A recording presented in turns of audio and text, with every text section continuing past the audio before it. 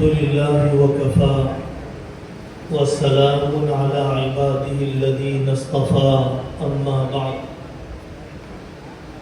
أعوذ بالله من الشيطان الرجيم بسم الله الرحمن الرحيم يا أيها الذين آمنوا اتقوا الله حق تقاته ولا تموتن إلا وأنتم مسلمون صدق اللہ العظیم۔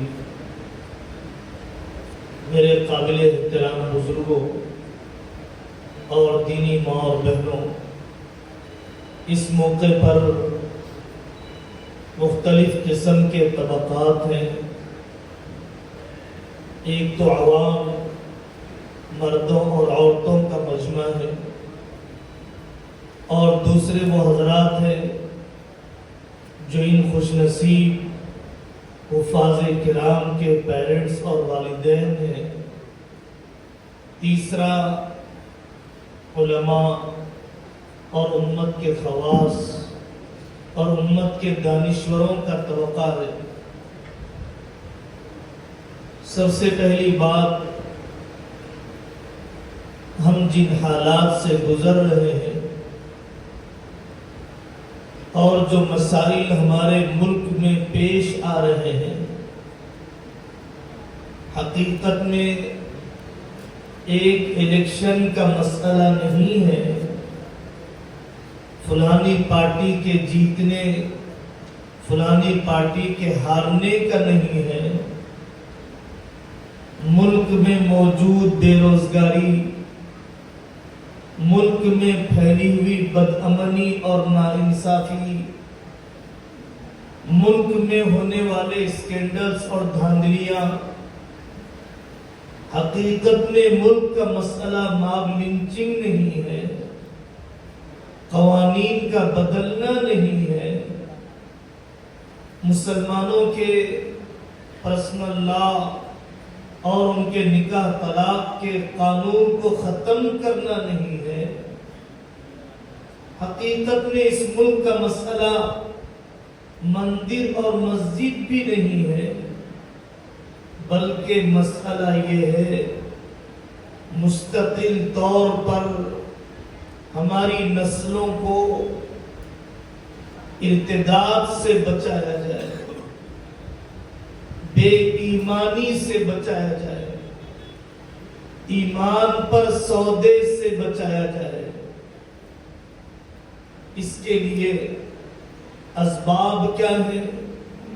جن راستوں سے ارتداد آ رہا ہے اور اس ارتداد کو روکنے، بند کرنے کے اسباب کیا اپنائے جائیں۔ یاد رکھیے، نظام تعلیم کسی بھی ملک کا ذہنوں کو بدلتا ہے۔ نظام تعلیم پہلے بدلا گیا قتل عام کرنے سے پہلے۔ نظام تعلیم انگریز اس ملک میں آیا، لارڈ میکالے نے پہلے تعلیم کو بدلا، مصطفیٰ کمال اتا ترک نے ترکی میں پہلے زبان کو بدل دیا، عثمانی زبان کو ترکی زبان سے۔ رشتہ کٹ جائے ان کا قرآن و حدیث سے، تعلق باقی نہ رہے اپنے بڑوں کی تاریخ سے، اعتماد اڑ جائے جس مذہب پر یہ چل رہے ہیں۔ نظام تعلیم، ایجوکیشن سسٹم 10 سال کے بعد اس خوف کے سائے میں جینے والی یہ نسل، مرعوبیت کے سائے میں جینے والی یہ نسل، کفر کی نفرت دل سے نکل جائے گی، اسلام کی عظمت دل سے نکل جائے گی، بہت آسانی سے راضی ہو جائیں گے سوریہ نمسکار، آگ، سورج کی پوجا کے لیے، آسانی سے راضی ہو جائیں گے وندے ماترم، زمین اور وطن کی پوجا کے لیے، بہت آسانی سے اپنی آئیڈینٹی اور اپنی شناخت کے انضمام کو قبول کر لیں گے، پتنگ بازی کر رہے ہیں، دیوالی بھی کھیلنے لگ جائیں گے، گنیش کے لڈو بھی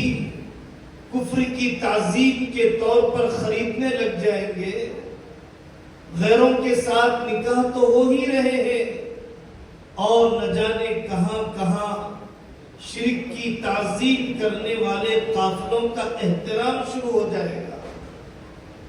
نظام تعلیم ہمارے ملک کا اب تک کسی قدر سیکولر تھا، کسی مذہب کی چھاپ نہیں تھی، اسلام پر کوئی تنقید نہیں تھی، بہرحال ویسٹرنائز قسم کا ایجوکیشن سسٹم، عیسائی رنگ میں ڈھالنے والا ایجوکیشن سسٹم، لیکن اب جو NEP اور نئی تعلیمی پالیسی مشرکانہ، کفریہ، بچے کو ڈرائنگ بھی کروایا جائے تو کسی گنیش کی مورتی سے کروایا جائے، سائنس میں اگر پوچھا بھی جائے تو دائیں بائیں کتنی چیزوں کی پوجا ہوتی ہے وہ پوچھا جائے، آپ نے اپنی روحانیت میں کیا ترقی محسوس کی فلانے درخت کی پوجا کر کے۔ اگر یہ بچہ KG سے لے کر PG تک جمعہ کی نماز کے لیے بھی اگر جانا اسے نصیب نہیں ہوا تو آپ بتلائیے ایمان کا کون سا شمع باقی رہ جائے گا، اسلام کا کون سا تقدس باقی رہ جائے گا۔ ارتداد مخلوق معاشرے کے ذریعے سے ایسی بستیوں میں رہیے جہاں پر اذان کی آواز، مسلمانوں کی میجورٹی، پردہ پہننے والی عورتوں کی تعداد، مکاتب کا انتظام، من جامع المشرک وسکن معه فهو مثله، جو مشرک کے ساتھ رہے وہ اس کی طرح بن چکا ہے۔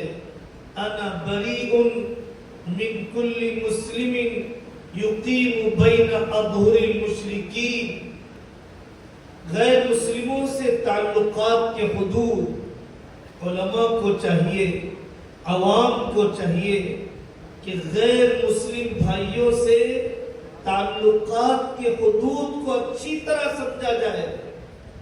آپ اپنے پڑوسی، ہم وطن، ہم محلہ جہاں پر آپ ساتھ میں نوکری کر رہے ہیں، کفر سے نفرت ہے، کافر سے نفرت نہیں ہے، انسان ہے، اللہ کا بندہ ہے، مزاج پرسی کیجئے، جنازے میں تسلی حوصلہ دیجئے، آفات اور زمینی آسمانی آزمائشوں میں، سیلابوں میں، بھوکمری میں، کورونا میں، علاج میں مدد کیجئے، لیکن اس کے لیے اپنی توحید کو متاثر ہونے نہ دیجئے۔ وطن سے محبت کے لیے وطن کی عبادت کی ضرورت نہیں، وطن سے محبت کے لیے وطن سے عبادت کی ضرورت نہیں۔ ماں باپ سے محبت کے لیے کیا ماں باپ کو سجدہ کیا جائے گا؟ حضرت رسول اللہ صلی اللہ علیہ وسلم سے محبت کے لیے کیا ان کو سجدہ کیا جاتا ہے؟ جب ہم اللہ کے علاوہ کسی کو سجدہ نہیں کرتے ہیں تو کسی اور کے لیے سجدہ کرنے کا کوئی تصور نہیں ہے۔ آپ پولیٹکس میں ہیں، آپ سیاسی خدمت کرنا چاہتے ہیں، آپ پختہ مسلمان بنیے، پہلے اس ملک کی سیاست کو پڑھیے، سنیے کیا کیا تھا ابو المحاسن سجاد رحمت اللہ علیہ نے، اپنی پارٹی کے ذریعے سے حکومت قائم کی بہار میں، کیا کارنامے انجام دیے۔ حفظ الرحمان سیوہاری رحمت اللہ علیہ نے کیسے انقلاب برپا کیا، حضرت مولانا ابوالکلام آزاد رحمت اللہ علیہ نے پہلے اسلامی شعور، سیاسی پختگی، پولیٹیکل لیول پر میچورٹی، اپنے دین کی حفاظت صرف کسی پارٹی کے اعلی کار نہیں، ایک لیڈر کے ساتھ صرف ایک تصویر اترنے کے لیے نہیں، ہمیں ایسی کوئی سیاسی خدمت نہیں کرنا ہے کہ جس میں مورتیوں کے سامنے ناریل پھوڑنے پڑے۔ ہمیں ایسی کوئی قوم کی خدمت کی ضرورت نہیں ہے کہ جس میں دوسروں کی مورتیوں پر مالائیں چڑھانا پڑ جائے۔ خدمت کیجئے رشوت کو ختم کر کے، خدمت کیجئے گراؤنڈ لیول پر اتر کے، خدمت کیجئے محلے کے گھر گھر سے تعلق مضبوط کر کے، خدمت کیجئے ان کے ڈاکومنٹس کو درست کر کے، سرکاری اسکیمات سے فائدہ پہنچا کر ہمارے معاشرے میں ارتداد آ رہا ہے۔ ان اسکولوں میں پڑھانے کہ جو اسکول علماء کی نگرانی کے بغیر، اور جو اسکول سیکولر کے نام پر کبھی کرسمس ڈے مناتے ہیں، کبھی نیو ایئر ڈے مناتے ہیں، کبھی بدکماں کا تہوار بچوں سے کروایا جاتا ہے، ہمیں ضرورت ہے اپنے اسکول کھولنے کی، مسلم اسکول نہیں، اسلامی اسکول، کہ جس میں سسٹم اور سلیبس کے ایک ایک جزئیے کو پڑھانے والی ایک ایک ٹیچر کی مینٹیلٹی کو اسلامی دماغ کے اندر صرف چند دعاؤں کے رٹانے سے اسلام کی حفاظت نہیں ہوگی۔ عیسائیوں کے مشنری کے اسکولز میں بائبل کی دعائیں رٹائی نہیں جاتی ہے، ذہنی طور پر عیسائی بنایا جاتا ہے۔ آپ اسکول نہیں کھول پا رہے ہیں، ریئل اسٹیٹ میں کروڑوں کا انویسٹمنٹ کر سکتے ہیں۔ کوئی قوم اپنی کمپنیوں سے زندہ نہیں رہتی ہے، کوئی قوم لال قلعے کے دروازے اور تاج محل کے ٹائلز کے لگانے سے زندہ نہیں رہتی ہے۔ قوم زندہ رہتی ہے اپنے ملی تقاضوں کو پورا کرنے کی وجہ سے، قوم زندہ رہتی ہے تعلیمی میدان میں ترقی کرنے کی وجہ سے، قوم زندہ رہتی ہے اپنے مکاتب اور اپنے اسکولوں کو قائم کرنے کی وجہ سے۔ اپنے اسکول کھول سکتے ہیں، آپ اپنے اسکول کھولیں، ٹیوشن سینٹر کا قیام، سنڈے کلاسز کا رواج، ایوننگ کلاسز کا رواج، ایسی اکیڈمیاں کھولی جائیں، مدرسوں میں، مسجدوں میں ایسے ووکیشنل کورسز کا انتظام کیا جائے تاکہ تعلیم کے ذریعے سے، مخلوط معاشرے کے ذریعے سے، سماج میں پھیلی ہوئی مرغوبیت کی وجہ سے جو ارتداد کے اثرات ہماری نسلوں میں آ رہے ہیں اس کا ازالہ کیا جائے، علاج کیا جائے۔ شکیلیت کا فتنہ بہار میں پیدا ہونے والے، اپنے آپ کو خلیفہ مہدی اور حضرت عیسیٰ علیہ السلام ہونے کا دعویٰ کرنے والے شخص پر ایمان لانے والوں کی تعداد بڑھتی جا رہی ہے۔ غم نہ کیجئے، ایک مسجد کے ہاتھ کے نکلنے، دوسری مسجد کے اوپر سوالیہ نشان پر آپ کو اپنے محلے کی مسجد آباد کرنے سے کس نے روکا ہے؟ آپ کو اپنے آباء و اجداد کے قبرستان کی حد بندی سے کس نے روکا ہے؟ متاثر نہ ہوئیے۔ واقعی کہنے والوں نے کہا اگر جس کا ڈنڈا اسی کا قانون اور اسی کی لاٹھی اور اسی کا اثر رسوخ، تو ڈنڈا جن ہاتھوں میں ہوتا ہے وہ ہاتھ بھی بدلا کرتے ہیں۔ آیا صوفیہ استنبول کی وہ مسجد ہے، کمال اتاترک نے میوزیم بدل دیا، وہاں پر سجدہ کرنے پر ممانعت۔ وہ دن اللہ نے بتلائے قانونی طریقے پر دلائل کی بنیاد پر طیب رجب اردوغان اللہ تبارک و تعالیٰ نے وہاں پر سجدے کی توفیق، عبادت کی توفیق، آستھا کی بنیاد پر کوئی ملک نہیں چلایا جا سکتا۔ کسی ایک کے عقیدے کی بنیاد پر ملک کبھی نہیں چلایا جا سکتا۔ ملک قانون سے چلایا جائے گا، ملک بقائے باہم کے اصول سے چلایا جائے گا، ملک ہر ایک کو اپنی پوری مذہبی آزادی دے کر چلایا جائے گا۔ اختلاف ختم کرنے کے لیے اختلاف ختم کرنے کی کوششیں نہیں، اشتراک پیدا کرنے کی کوششیں۔ ہم سب مل کر ملک کی تعمیر کرنے کے کن میدانوں میں برابر حصے دار بن سکتے ہیں؟ تو میرے عزیزوں، ہمارے ملک کا، نسل کا سب سے بڑا مسئلہ ارتداد کی روک تھام ہے۔ دوسری بات، یہاں پر جو طلبہ حفظ کر کے فارغ ہو رہے ہیں خاصی تعداد ہے، سالہ سال اپنی زندگیوں کو جھونکا، اسٹاف نے، معاونوں نے، مدرس نے، ناظم نے، تب جا کر یہ بہار نظر آ رہی ہے۔